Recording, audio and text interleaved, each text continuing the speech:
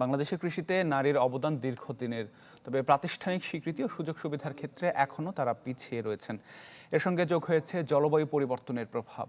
সম্প্রতি অতি জোয়ার এবং লবণাক্ততার কারণে উপকূলীয় অঞ্চলের নারী কৃষকেরা পড়েছেন নতুন সংকটে।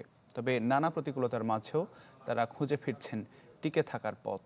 জিনিয়া কবির সূচনার প্রতিবেদনে বিস্তারিত থাকছে, আর ক্যামেরায় ছিলেন স্বাধীন ইসলাম। RICL TMX, যুগের পর যুগ স্থাপনা থাকে মজবুত।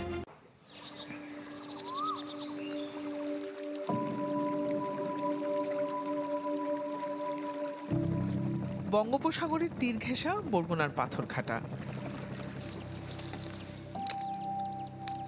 ফসলের মাঠ জুড়ে পড়ে আছে পচে যাওয়া মিষ্টি আলু, চীনাবাদাম আর মুগ ডাল। একসময় এখানে ভাসত নানা ফসলের সুবাস, কিন্তু চলতি বছরের ২৮ এপ্রিলের অতি জোয়ারে ডুবেছে সেই স্বপ্ন। ক্ষতিগ্রস্ত হয়েছে ৪ ইউনিয়নের হাজার হাজার হেক্টর জমি। সবচেয়ে বড় আঘাত হেনেছে নারী কৃষকদের জীবনে। ওই বাদাম দুই একটা আছে, আর বাদামগুলো নষ্ট হয়ে গেছে। এইটাই তো এই পানিতে ক্ষতি, এই ফসলের ক্ষতি তো আমাগো ক্ষতি। এবছর অনেক ধরা খাই গেছি ফসলে, আটির দাম হয় নাই। বাংলাদেশ পরিসংখ্যান ব্যুরোর তথ্য বলছে, দেশে নারী কৃষকের সংখ্যা ১,৭২,৫০,০০০।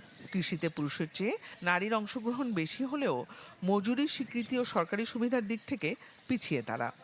এই মাঠে দেন না রৌদ্রিপুরে কাজ করে এই আধা ঘন্টা এসে ডাল তুললে আইসি, আর রান্না করা লাগবে। ডাইল এবার ছাদে শুকা দিছি, হয়ে লইতে আসি, ওদের সময় মতো ভাত রান্না করা লাগবে। ধান রোপণ, আগাছা পরিষ্কার, ফসল তোলা, ঝাড়াই মাড়াই সহ প্রায় সব কাজেই আছে নারীর অংশগ্রহণ। কিন্তু নিজের নামে জমি না থাকায় কৃষি ঋণ, কৃষক কার্ড কিংবা সরকারি প্রণোদনা থেকে বঞ্চিত তারা। নারীর জীবনকে সম্মান দিতে হবে।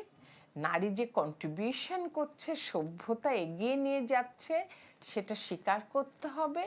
এবং রাষ্ট্র যদি নারীকে সম্মান না দেয়, তাহলে আসলে ব্যক্তি পর্যায় থেকেও সেই অবহেলাগুলো ফুটে ওঠে।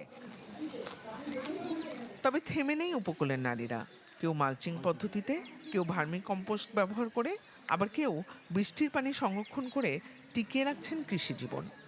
লবণ সহিষ্ণু যে জাতগুলো আছে বিভিন্ন ফসলেরই, বিভিন্ন বিজ্ঞানীদের কৃষি গবেষণা থেকে আমাদের অনেক ভ্যারাইটি আছে, ধানের বিভিন্ন ভ্যারাইটি আছে, এগুলো চাষাবাদ করার জন্য আমরা মোটিভেশন করি। লবণ আসার আগে ফসলটা কীভাবে হারভেস্ট করতে পারি, সেই ভ্যারাইটি চাষাবাদ করার জন্য আমরা মোটিভেশন দিয়ে থাকি। নারী কৃষকদের সহায়তা দিতে বরগুনা সহ ১৩টি জেলার হাওর, চর, উপকূল এবং পার্বত্য অঞ্চলে কমিউনিটি ভিত্তিক জলবায়ু সহনশীলতা ও নারীর ক্ষমতায়ন কর্মসূচি CREA শীর্ষক একটি প্রকল্প বাস্তবায়ন করছে মানুষের জন্য ফাউন্ডেশন, যেখানে সহযোগিতা করছে সুইডেন দূতাবাস।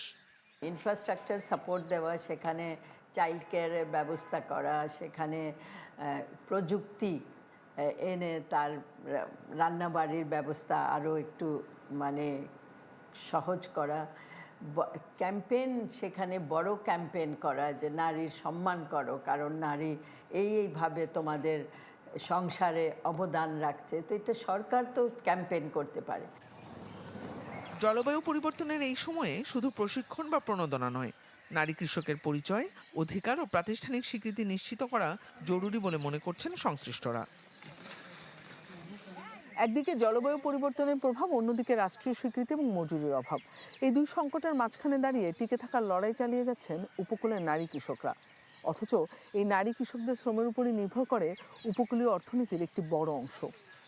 জিনিয়া কবির সূচনা, চ্যানেল 24, পাথরঘাটা, বরগুনা।